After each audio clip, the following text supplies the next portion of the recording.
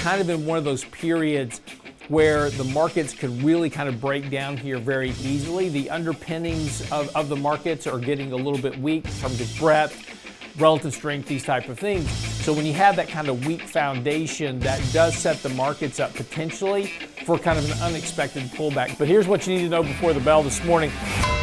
The good news is yesterday markets had a really strong open yesterday morning, and we got not only back above the 50-day, but actually rallied above the 20-day moving average early in the morning. Now the markets faded off into the afternoon, and we did come back below that 20-day, so failing that first test of resistance at the 20-day moving average, but we did hold above the 50, and we've started to turn the MACD kind of momentum signal back towards positive. This morning, futures are a little bit mixed. We'll see what happens this morning, but it looks like the markets are going to really kind of struggle in here a little bit. Part of this reason is because rates have been coming up. That's starting to weigh on valuations somewhat. That's putting really kind of a lid on what's happening with the markets here short term.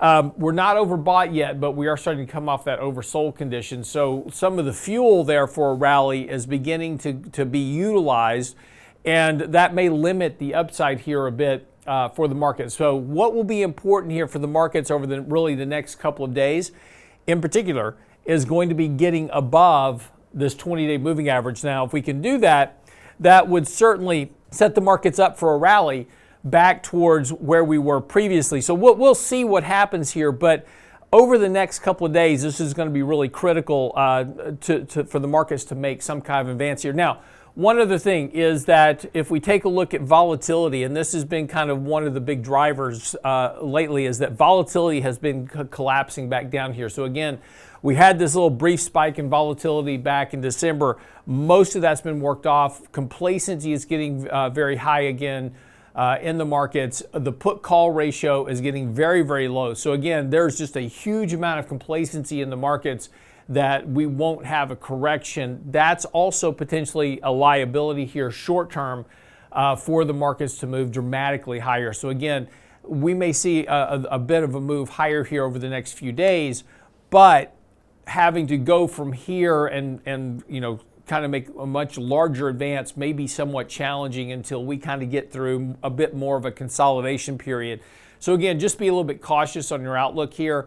Again, and as we talked about before, just kind of manage the risk in your portfolios. We're kind of in one of those periods where the markets could really kind of break down here very easily. The underpinnings of the markets are getting a little bit weak in terms of breadth, relative strength, these type of things. So when you have that kind of weak foundation, that does set the markets up potentially for kind of an unexpected pullback. Now, again, markets are very exuberant right now and very bullish, particularly starting out this new year. So the bias is to the upside, but again, there's that risk. So just be careful with the amount of risk that you're taking. Also, oil prices are one thing too. We've actually finally seen that kind of pick up in oil prices. We had talked about a couple of weeks ago.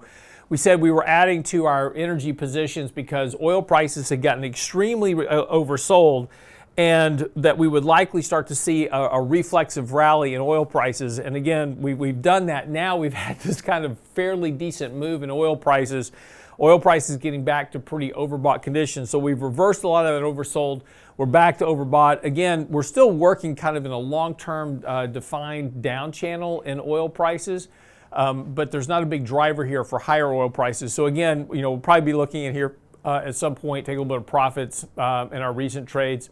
Companies like Diamondback Drilling, et cetera, have had huge moves, and that's all fine.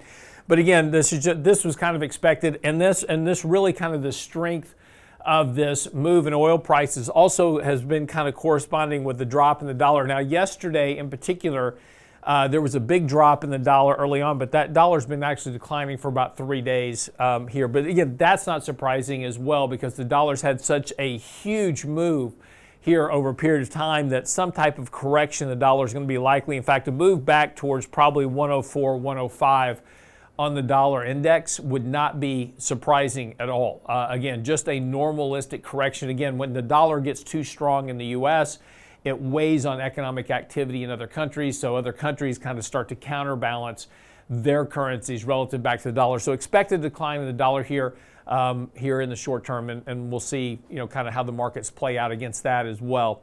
That's what you need to know before the bell this morning.